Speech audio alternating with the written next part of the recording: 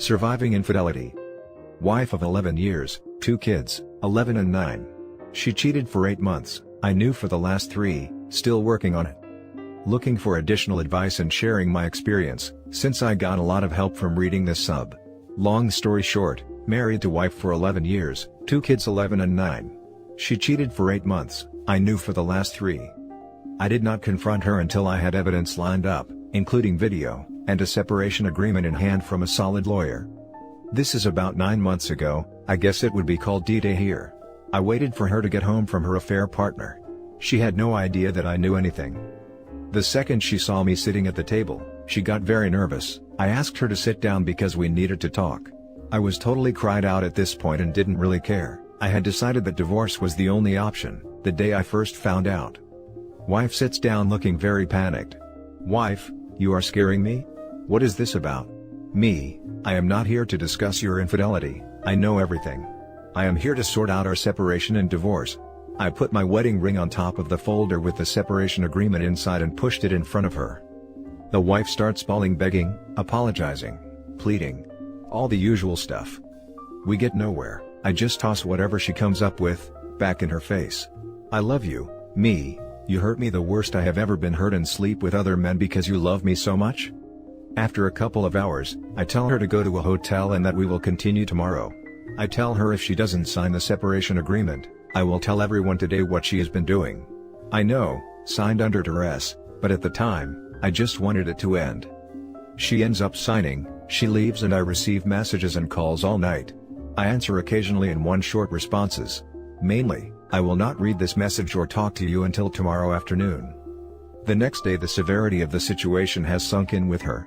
She begs for another chance, marriage counseling, etc. She will do anything. I informed her that I would file on Monday and that she had 90 days to convince me that divorce is a mistake. I don't know why I offered that. I was weak, I had decided to end it, and I just folded. The next day, I had prepared a list of things she had to do. I didn't show it to her, I just told her the list existed, and unless she abided by it, we would be no contact apart from the kids, and that the divorce would be unstoppable, and I would inform everyone of what she had been doing. I also informed her that even perfect compliance was no guarantee that we would not divorce, that my trust in her at this point was below zero, and that I didn't even love her anymore. She killed what we had, and the only reason I considered reconciling and building something new was our kids. I didn't mean to say this. Again, I couldn't follow through on what I had decided to do. The list consisted of the following. 1. No lies. She had to make a document of everything she had done with him, describe how it started, what in her mind gave her the right to do this to me and to her own children. If she cut corners, rose-tinted anything, or omitted anything, all efforts on my part would be over. 2. Full access to all social media, phones, computer, her salary and bank statements. 3. She would report where she is and what she does at all times. 4. Individual for her 2 to 3 times a week, until she could understand her own choices, only later marriage counseling. She agreed, made the list, gave me access. Then I told her about point 5, 6, 7 in sequence only after she carried out each task. 5. She had to meet AP's wife face to face and tell her everything, and hand over all the evidence she had and offer to be a witness in court if needed. She refused at first. She managed to say she couldn't do that to him. I pointed out that she made a choice, AP's feelings over her own family. If she didn't do this, this reconciliation attempt was over. I was going to tell AP's wife if she didn't. If she wouldn't own this, there was no willingness from my end. If I had to tell her, there would be no chance of ever reconciling. In the end she agreed and actually told AP's wife everything. AP's wife slapped her, kicked her, pulled her hair, screamed at her. Wife took it and didn't fight back. I didn't protect her. She got some gashes and some bald spots. In the car afterwards I informed her that AP had been seeing another woman in addition to my wife, and showed her the evidence from the private investigator I hired. I am ashamed of how much I enjoyed watching her pain, when she realized she was just another piece of meat to this guy. 5. She had to explain herself to the kids and what the likely outcome for our family would be. 6. Explain what she had done to everyone in our family and our friends. 7.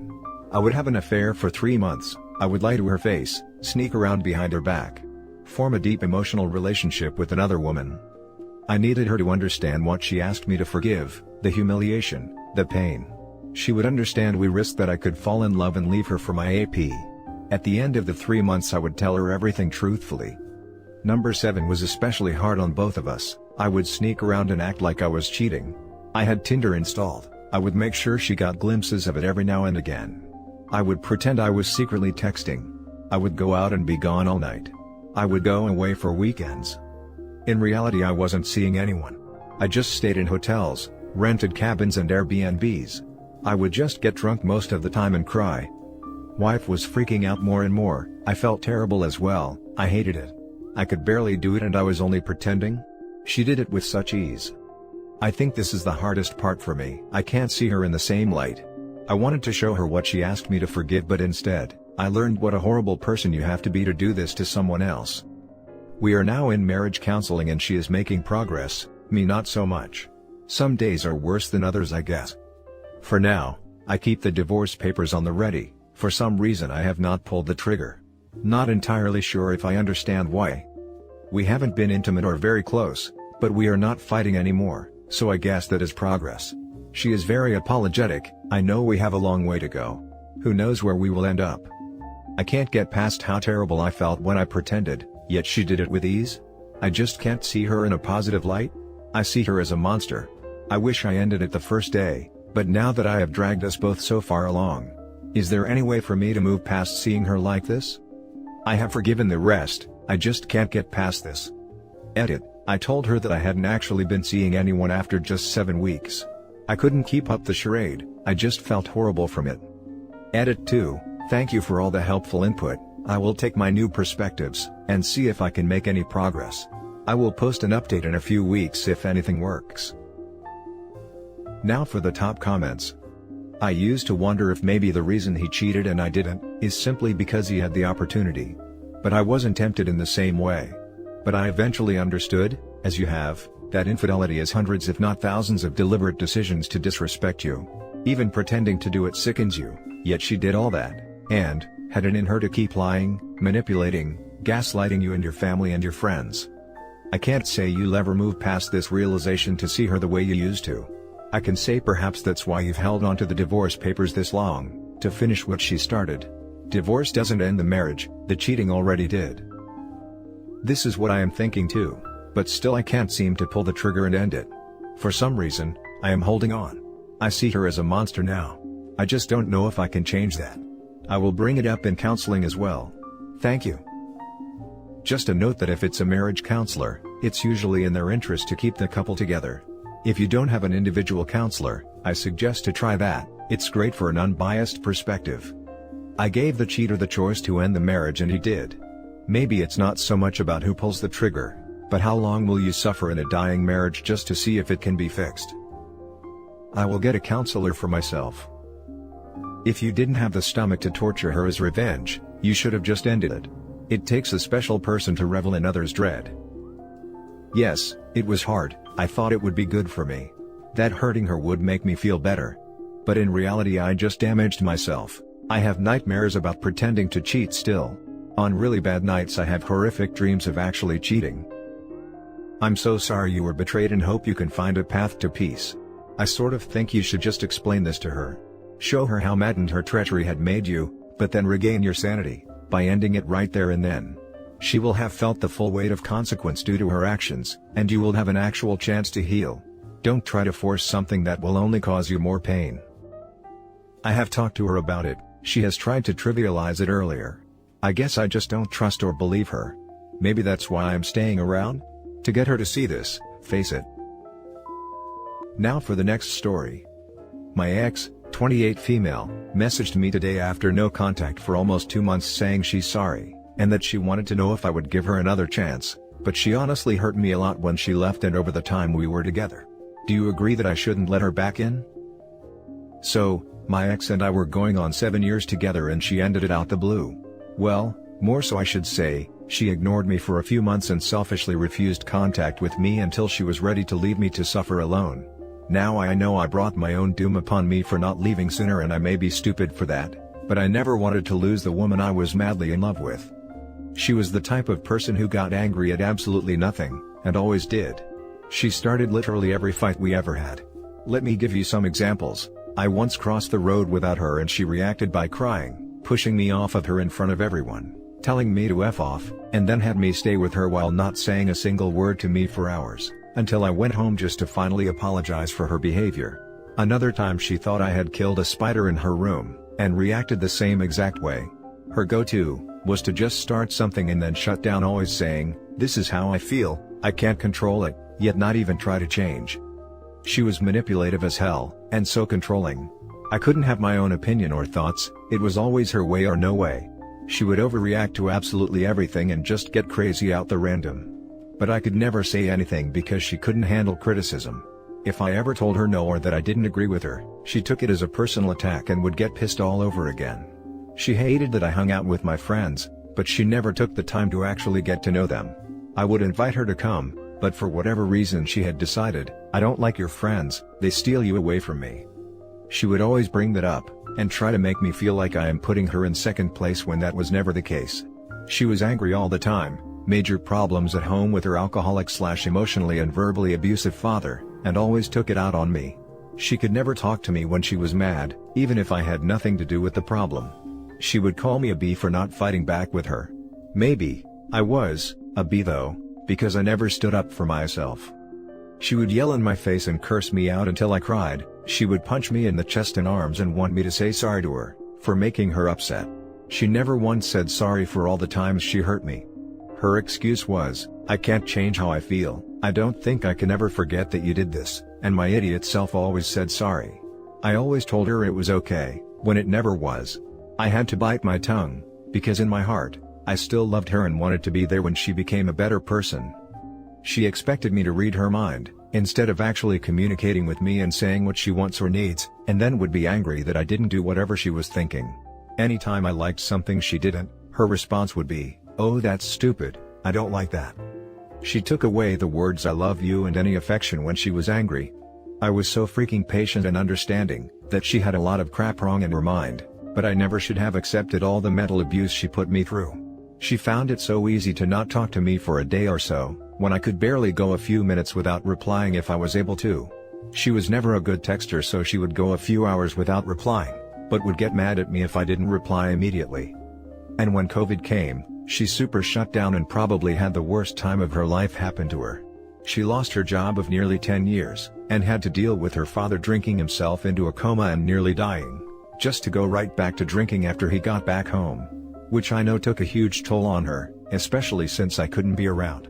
She was very adamant about not seeing each other to keep her mom safe, which was fine, super careful and freaked out about the virus, so even when we saw each other the few times, we had no physical contact.